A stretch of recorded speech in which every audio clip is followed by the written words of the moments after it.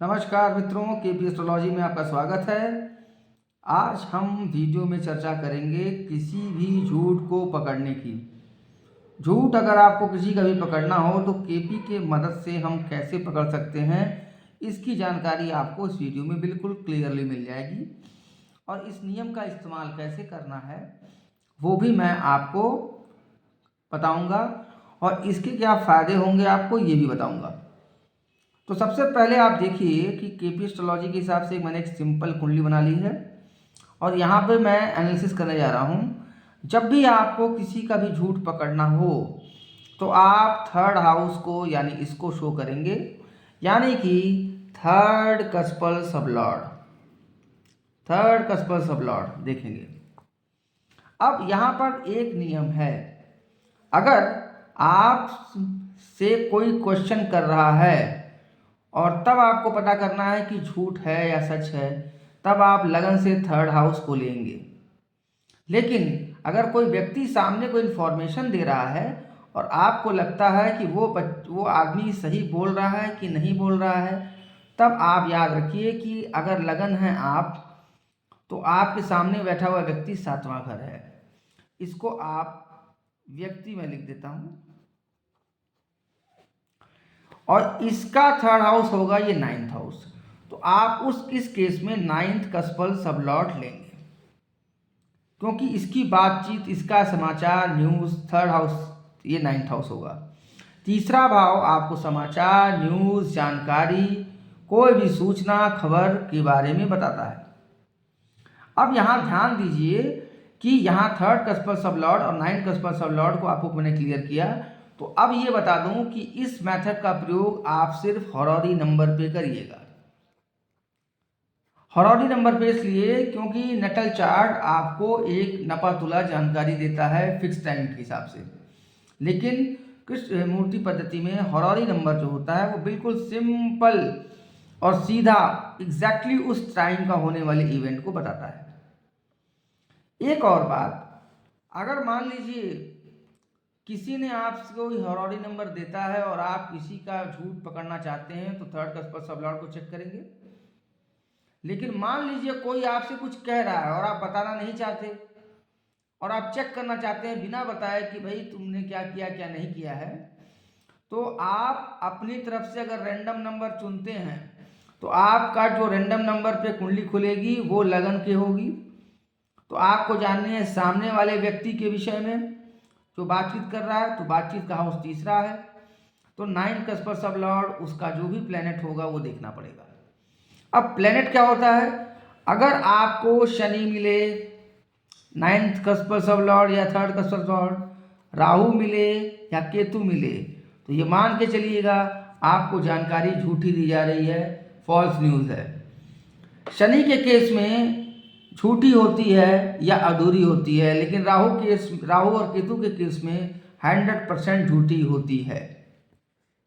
ठीक, तो आपको मैंने क्लियर कर दिया कि थर्ड हाउस का इस्तेमाल तब करना है जब व्यक्ति सामने आपको नंबर दे, डायरेक्ट हरौरी नंबर, तो तुरंत थर्ड कस्पल सबलॉर्ड में तीनों को चेक करिए।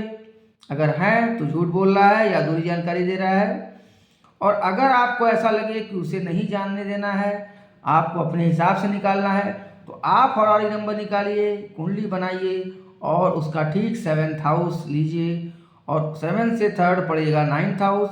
9th कस्पल सबलॉर्ड में शनि, राहु, केतु देखिए। क्लियर? ऐसा भी कर सकते हैं कि व्यक्ति से आप बार बार नंबर पूछ लीजिए। अब बताता हूं इसका प्रयोग। तो इसका प्रयोग के लिए आप थोड़ा ऊपर देखिए, नीचे ये देखिए, इसका प्रयोग किसी सूचना को पता करना। कोई जानकारी आपको दे रहा है कि फला जगह ऐसी बात हो गई है, मत जाना, ये चीज़ वहाँ नहीं मिलती है, तो आप तुरंत जान जाएंगे इसको देख करके वो सच बोल रहा है झूठ बोल रहा है। दूसरा, अगर कोई वादा या कसम देता है, तुम मुझे ये इतना धन उधार दे दो, मैं 1 महीने में तुम्हें वापस कर दूंगा, या तुम मुझे इतना उधार दे दो, मैं 2 महीने में वापस कर दूंगा, या 2 दिन में वापस कर दूंगा, उसको भी आप चेक कर सकते हैं। इसी के साथ कोई खबर आ गई, किसी ने मजाक कर दिया कि जाओ फलाने तुम्हारे रिलेटिव हैं वो आए हुए हैं, या कोई भी गलत सूचना दे दी, तो आप जान जाएंगे। दूसरा, रिश्ते में दी गई जानकारी से। अब रिश्ते में क्या होता है, शादी विवाह जब तय होता है तो अक्सर लड़की वालों को या लड़के वालों को एक शंका रहती है कि बीच औलिया वाला व्यक्ति, यानी कि जो शादी तय करा रहा है दो पार्टियों के बीच में, क्या वो सही न्यूज़ दे रहा है या गलत न्यूज़ दे रहा है। ऐसा मामला भी अगर है तो इसी रूल को आप फॉलो करेंगे जो मैंने ऊपर ये बताया है।